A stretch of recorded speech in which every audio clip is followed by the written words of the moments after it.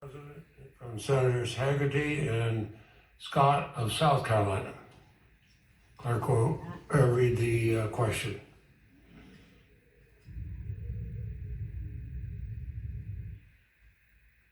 Given that more than 200 people have been charged for their conduct at the Capitol on January 6th, that our justice system is working to hold the appropriate persons accountable, and that President Trump is no longer in office, isn't this simply a political show trial that is designed to discredit President Trump and his policies and shame the 74 million Americans who voted for him?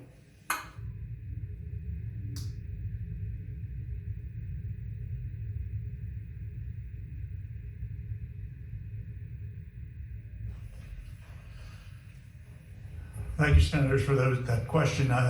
That's precisely what the 45th President believes this gathering is about. We believe in law and order and trust that the federal authorities that are conducting investigations and prosecutions against the criminals that invaded this building will continue their work and be as aggressive and thorough as we know them to always be, and that they will continue to identify those that entered the inner sanctum of our government and desecrated it. The 45th President no longer holds office. There is no sanction available under the Constitution, in our view, for him to be removed from office that he no longer holds.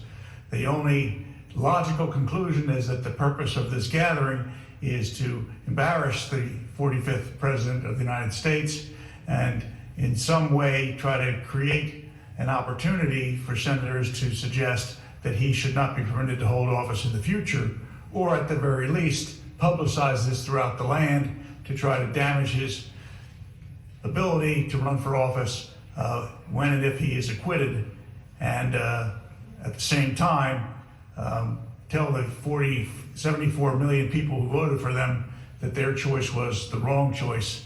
I believe that this is a divisive way of going about handling impeachment, and it denigrates the great solemnity that should attach to such proceedings. I yield the remainder of my time, Mr. President.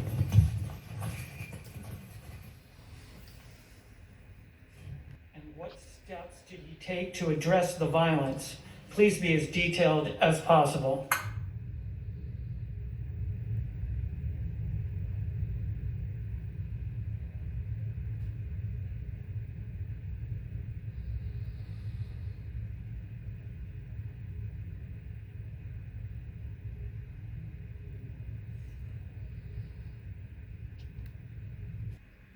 When President Trump sent the disparaging tweet at 2:24 p.m. regarding Vice President Pence, was he aware that the Vice President had been removed from the Senate by the Secret Service for his safety?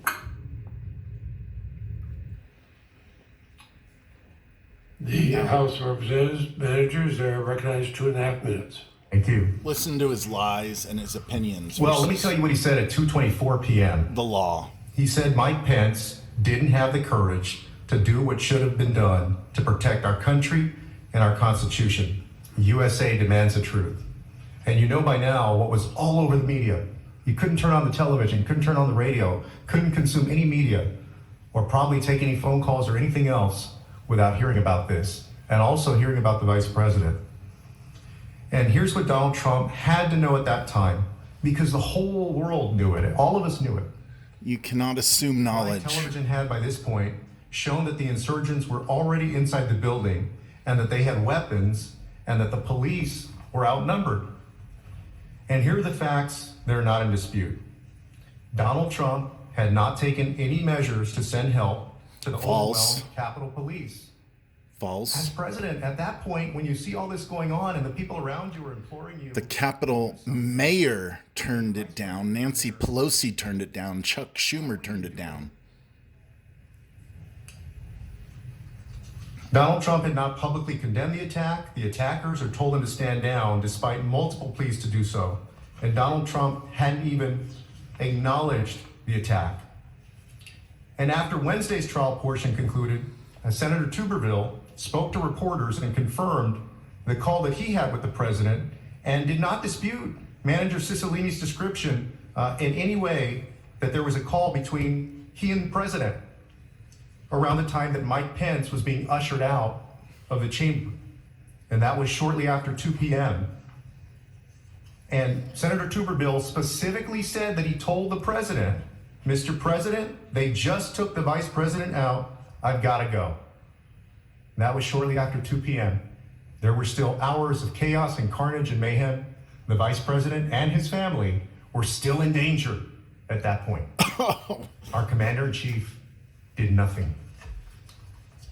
Wow. Counsel for the former president? What a lie in a million different ways. The answer is no. At no point was the president informed the vice president was in any danger, because the House rushed through this impeachment in 7 days with no evidence. There is nothing at all in the record on this point, because the House failed to do even a minimum amount of due diligence. What the president did know is that there was a violent riot happening at the Capitol. That's why he repeatedly called via tweet and via video for the riots to stop, to be peaceful, to respect Capitol Police and law enforcement, and to commit no violence, and to go home. But to be clear, this is an article of impeachment for incitement. This is not an article of impeachment for anything else. It's a one count. They could have charged anything they wanted. They chose to charge incitement. So that the question, although answered directly no, it's not really relevant to the charges for the impeachment in this case. And I just wanted to clear up one more thing. Mr. Castro, in his first answer, may have spoke, but what he said was Mr. Trump had said, fight to the death. That's false. I'm hoping he misspoke. Thank you. Good question. And the answer is yes, of course they left it out. The framers were very smart men, and they went over draft after draft after draft on that document. And they reviewed all the other drafts of all of the state constitutions, all of them.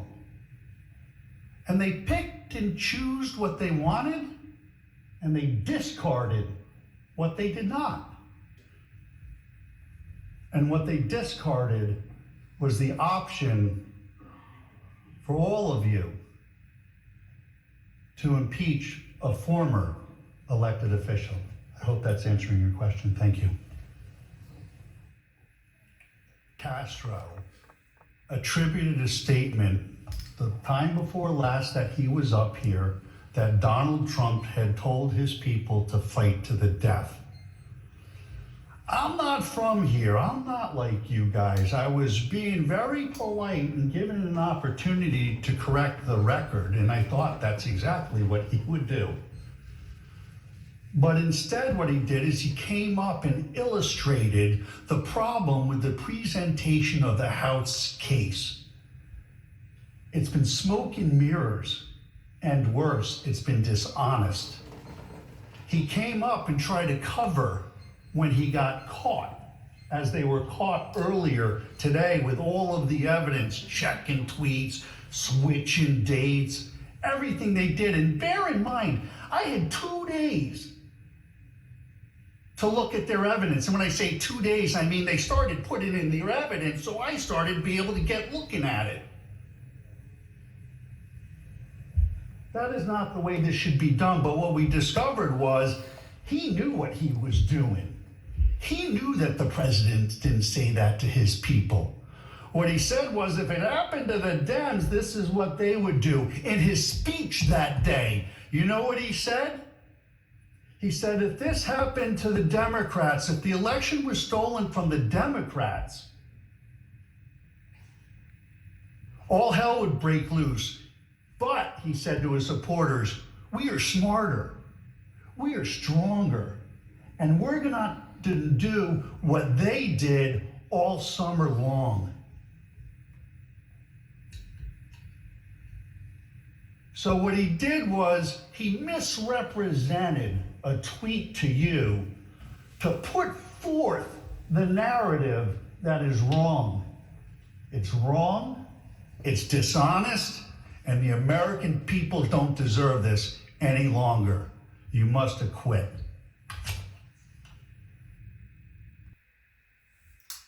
No, but it's apparent that nobody listened to what I said earlier today because the victorial speech needs to stop.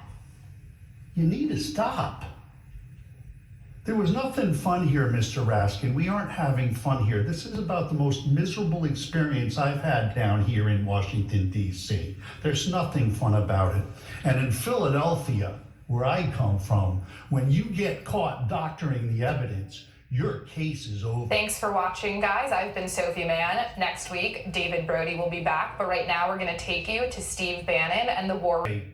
The Constitution of a free society is dissolved and tyranny is erected on its ruins. This is not whataboutism. I am showing you this to make the point that all political speech must be protected. I just don't even know why there aren't uprisings all over the country. Maybe there will be. There needs to be unrest in the streets for as long as there's unrest in our lives. You gotta be ready to throw a punch. You have to be ready to throw a punch. Donald Trump, I think you need to go back and punch him in the face. That I thought he should have punched him in the face. I feel like punching him. I'd like to take him behind the gym if I were in high school. If I were in high school, I'd take him behind the gym and beat the hell out of him. No, I wish we were in high school, I could take him behind the gym. I will go and take Trump out tonight. Take him out now. When was the last time an actor assassinated a president? They're still going to have to go out and put a bullet in Donald Trump. Show me where it says that protests are supposed to be polite and peaceful. I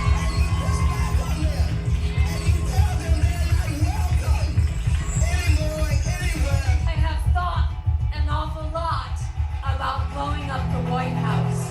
Please, get up in the face of some Congress people. People will do what they do. I want to tell you, Lord Judge, I want to tell you, Kavanaugh, you have released the whirlwind, and you will pay the price.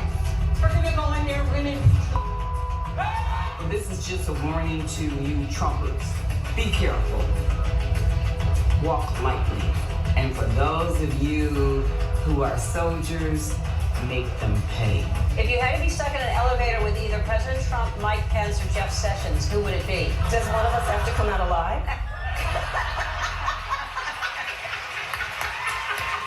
And nothing that we heard today, while titillating and surely satisfying to viewers of right-wing media, none of it defended the tragic consequence of Donald Trump's speech, which was the death of a police officer, which was the ransacking of the Capitol. We heard nothing, nothing. Okay, live from our nation's capital, an occupied nation's capital, and Congressman Ted Lieu told us why, because the deplorables refuse to bend to the military occupation, the use of law enforcement, the use of our justice system, and the use of our media and tech oligarchs against 50% of this country. The 50% that supported Donald Trump and the 50% that continues to have questions about this election. Not so sure it was discussed today. We're going to get into that. You're in the War Room. Friday, 12 February, the year of our Lord, 2021, now with almost, I think we're over now, 35 million downloads. We're live nationwide on radio, John Frederick's Radio Network, on Real America's Voice.